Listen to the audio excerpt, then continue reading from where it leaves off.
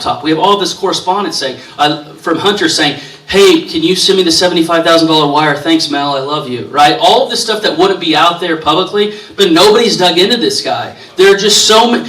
When you run a political mafia for 50 years, the operation is so extensive, so many souls are involved, that it really takes not just the proverbial, strings and tacks. You have to have a full whiteboard to map this out. And that's why we use liberally charts and graphs. We literally go through the 17 shell companies that we know of, the state they were domiciled in, and what they're doing with all these different shady characters. Going back, I know I'm jumping around, but my whole thesis for today is to get you to look at the document, because it's free to read online. And the best part about the online version, guys, is you can keyword search, right?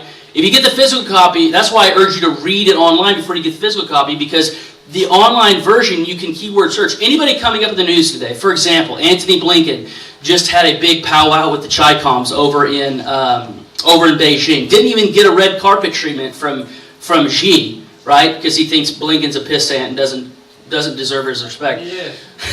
Blinken is all over this report. Blinken's I think he's listed in 15 different pages. Antony Blinken's wife, Evan Ryan, is Joey's current cabinet secretary. So pick your crazy cabinet secretary. You can probably think of half a dozen in your head right now. The energy one is just totally at the pasture. I can't even imagine sitting in a room with her.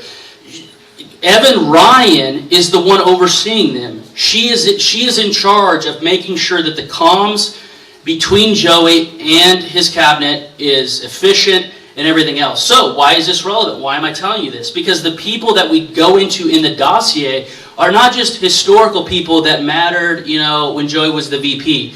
His whole entourage has been brought along for his time in the Oval. We compare them to a non-violent mafia family. When it's different. We're not alleging they're cutting off people's index fingers and shipping them in cardboard boxes. That's not what we're saying.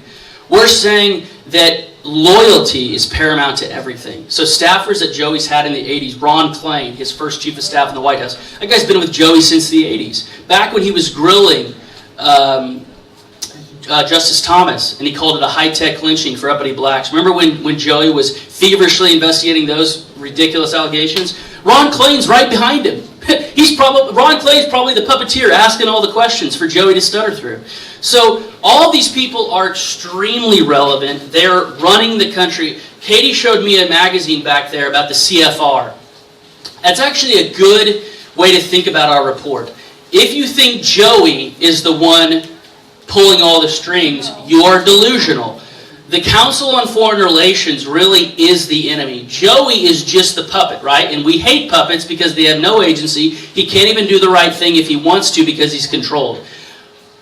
Our mission with Marco Polo is to shine light on those CFR agents. That's why, sometimes there'll be 10 pages without Joey's name being mentioned, and then you'll finally figure out on page 37, so that's why they were focused on Blinken so much. Because Blinken is the actual actor, completely backed by the CFR, effectuating all of this disaster. Take but one. We don't even know the third and fourth order consequences of the fiasco in Afghanistan. There's no way we can possibly predict all of the human misery and sin, rape, and pillage that is going to have occurred because of that disastrous withdrawal. Now, I like the American founders on a lot of things, right? So I'm actually a dub. I loved Ron Paul. I hate foreign adventurism. I hate Raytheon. I hate the military-industrial complex. However, if we were going to pull out of Afghanistan, why not just take the lithium? We might as well get some lithium out of it. If we're going to stupidly kill our own men and women for 20 years, just take all the lithium. But he didn't even do that. He did the worst possible thing, right? He pulled out and he left all the stuff there. It's like, if you're going to pull out, might as well just take the stuff with you so you can keep the $80 billion in equipment. Now, we have the Taliban using our own equipment. It's inconceivable how much damage has been done. So, I know it's a big black pill, but we are basically revealing what happens when you have insecure elections. Other people like Carrie Lake and others at the state level, they're doing great work on election integrity. Because I am cognizant of subjects that I know very little about, I know very little about election systems, I didn't want to get involved in that effort, although I know it's essential. What I'm interested in is the Chinese. That's basically what keeps me up at night, and I think it's extremely important. And if the Bidens were just involved in, say, Japan or England or Brazil, I wouldn't be that enthralled with them. It's the fact that the Chinese have 1.4 billion people. They're all hungry. They haven't even had a taste of beef yet, and they don't have the land. We are facing a threat. By the way, there's a lot of neocons who talk about the threat of China, right? Like Lindsey Graham. Well, let's just go out there. Let's go over there and take out Xi. That's one of the stupidest things we could possibly do. So just like doctors, people who are good diagnostic people that can diagnose the problem aren't necessarily the people that are good at prescribing the medicine, right, to counteract it. So this is I think it's a very worthy mission. I urge you all to read the report, because you'll understand at a deeper level who the people are that are running the nation into the ground. We value one thing above all, beyond honesty, is specificity. So if you want to make an allegation against someone, you have to have the 5 W's and 1 H, right? It's not just enough to say that somebody violated a law. What we try to do in this report is have 2 pieces of primary source evidence proving the violation. Right? Because that is how the left and in my opinion, the enemies of America, they thrive on us not having specificity. Right? Look at these crazies. They don't even know what they're talking about. But if you come in with real receipts, real statutes memorized, dates, times, characters involved, they got nothing.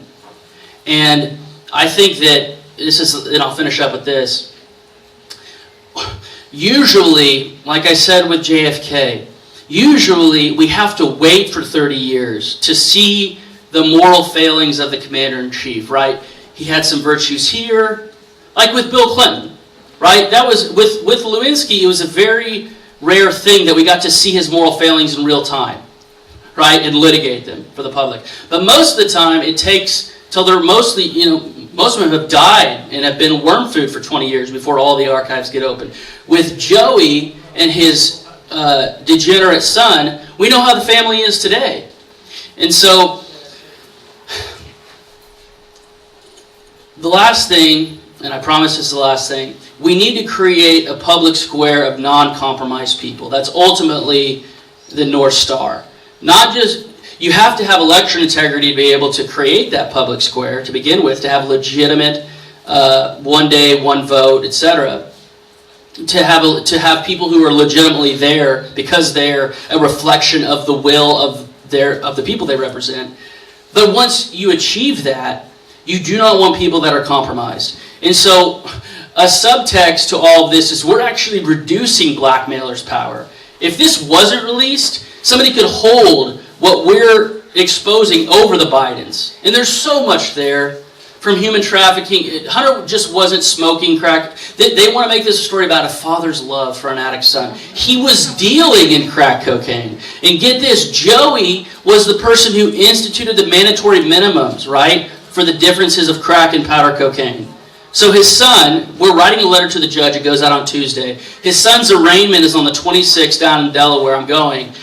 They expect us to believe that that there's not going to be public outrage over the fact that Hunter gets off on the very law that Joe instituted mandatory minimums for. We have no evidence that Hunter snorted any coke.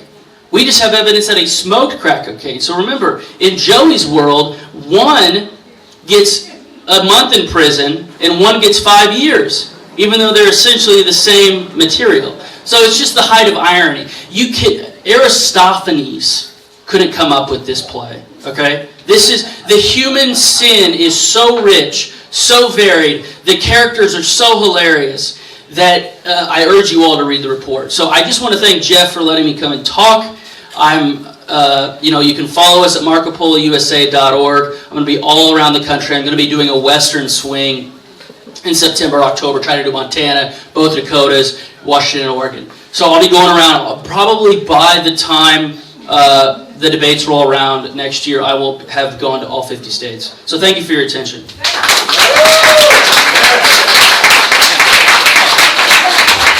Thank you, Garret. Thank you. Great job.